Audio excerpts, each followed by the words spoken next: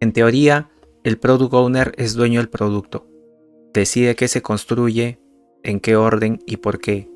Es responsable del valor generado. Pero en muchas empresas grandes, el Product Owner termina siendo dueño del backlog. Y claro, ser dueño del backlog suena muy bien, pero es un poco como ser dueño de la lista de compras, cuando otra persona ya decidió por ti qué se va a comprar. Hoy quiero hablar de esa diferencia, no desde el framework, sino desde la realidad organizacional. Si uno revisa la definición, el Product Owner es quien maximiza el valor del producto. Eso significa que decide prioridades basadas en impacto, más no en presión. Significa que tiene la claridad estratégica, que entiende el negocio, que asume la accountability sobre los resultados y no sobre historias entregadas, es decir, sobre el impacto real.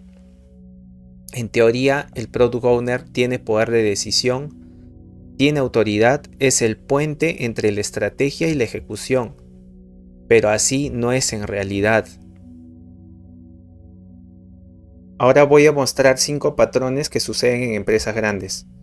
La primera, cuando el Product Owner es dependiente de comités.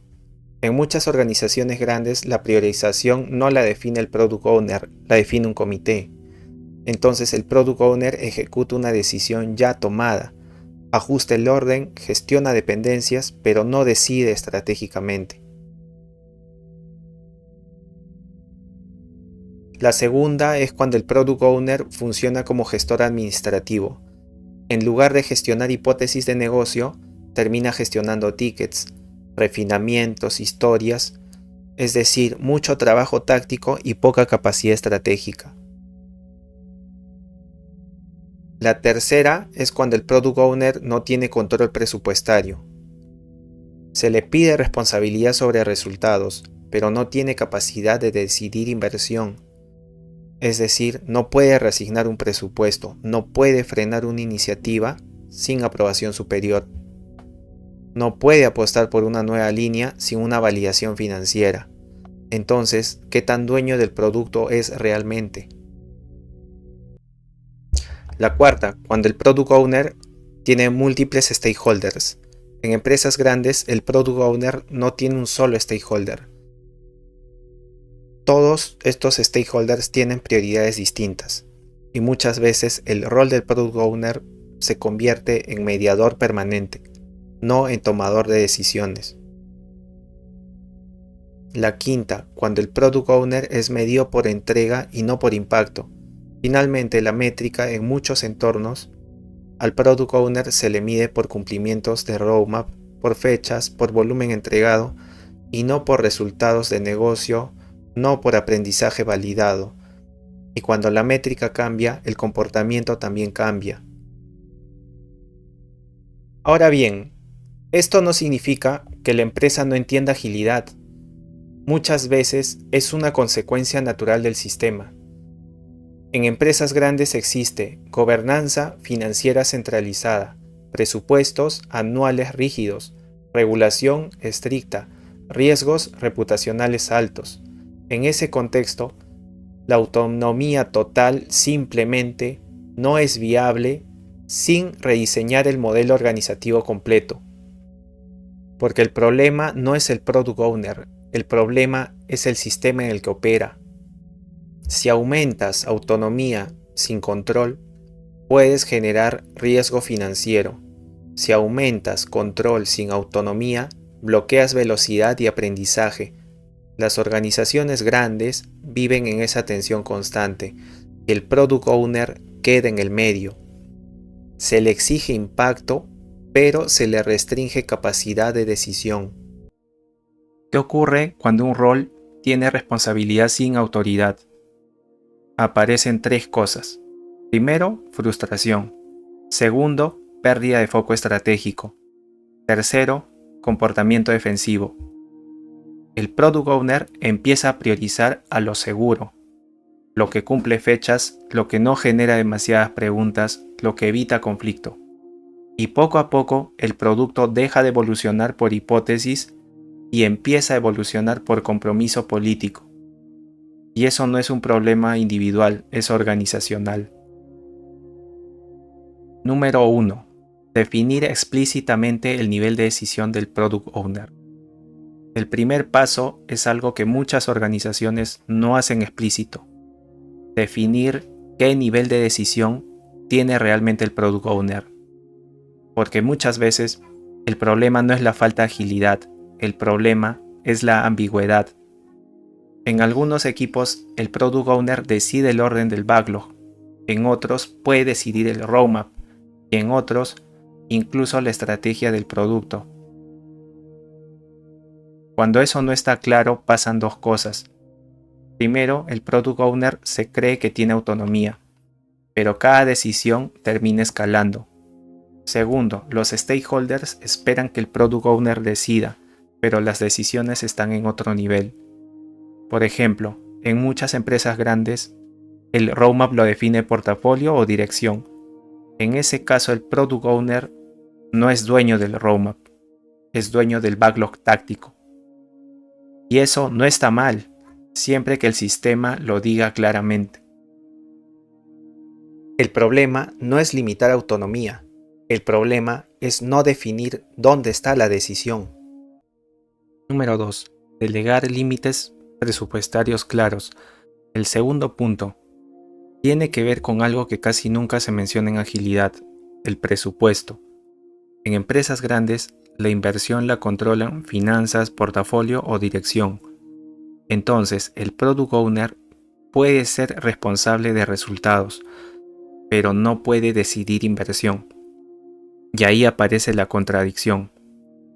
Imaginemos que el Product Owner detecta una oportunidad clara de negocio, algo que podría mejorar conversión o experiencia cliente.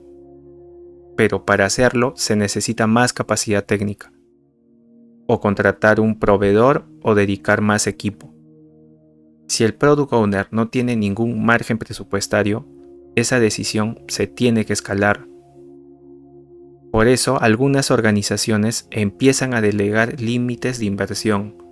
Por ejemplo, el Product Owner puede decidir iniciativas hasta cierto nivel de costo, y solo las inversiones mayores requieren aprobación del portafolio. No es autonomía total, pero sí capacidad real de actuar. Número 3. Vincular priorización a OKRs reales. El tercer punto tiene que ver con cómo priorizamos. En muchas empresas grandes, el roadmap se define por compromisos, fechas, iniciativas aprobadas. Pero eso no siempre conecta con impacto real. Un equipo puede entregar todas las funcionalidades del roadmap y aún así no mejorar ningún indicador de negocio. Por eso, algunas organizaciones empiezan a conectar la priorización con OKRs o métricas de impacto. En lugar de decir, tenemos que lanzar estas 10 funcionalidades, el objetivo pasa a ser otro: aumentar la conversión, reducir el tiempo de onboarding, mejorar la retención de usuarios. Y el Product Owner prioriza iniciativas según cuánto contribuyen a ese resultado. La conversación cambia de qué entregamos a qué impacto generamos. Número 4. Separar gestión táctica del backlog de gestión estratégica. El cuarto punto es separar dos niveles que muchas organizaciones mezclan: la gestión táctica del backlog y la gestión estratégica del producto. El backlog es un instrumento operativo, contiene historias, refinamientos, dependencias técnicas. Pero la estrategia de producto ocurre en otro nivel. Decidir en qué mercado entrar, qué problema priorizar, qué segmento de cliente atacar, qué métricas mejorar. Cuando mezclamos ambas cosas, el Product Owner termina ahogado en la operación, gestionando historias, cuando debería estar pensando en el producto. Cuando el Product Owner vive solo en el backlog, el producto pierde dirección estratégica. Número 5. Evolucionar hacia el Product Management. Finalmente, cuando el producto crece en complejidad, muchas organizaciones evolucionan hacia un modelo más amplio de Product Management. donde empieza a aparecer una separación de roles.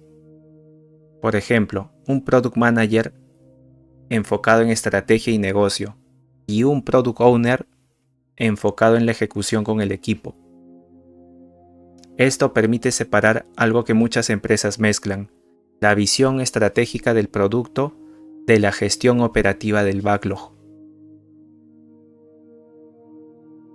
Porque cuando todo cae en el mismo rol, alguien termina pasando más tiempo gestionando tickets que pensando en el producto. No se trata de cambiar títulos, se trata de diseñar un sistema donde las decisiones estén alineadas con el nivel correcto de responsabilidad. En organizaciones grandes, la pregunta no es si el Product Owner tiene o no autonomía. La pregunta real es: ¿dónde vive la decisión estratégica del producto dentro del sistema?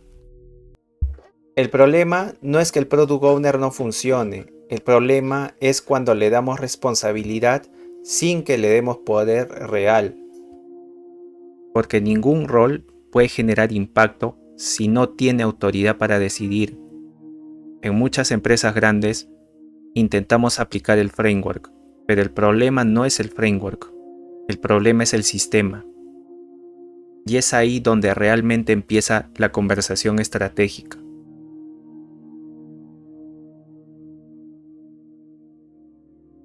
Juan Suyo Agile, de la teoría a la ejecución real.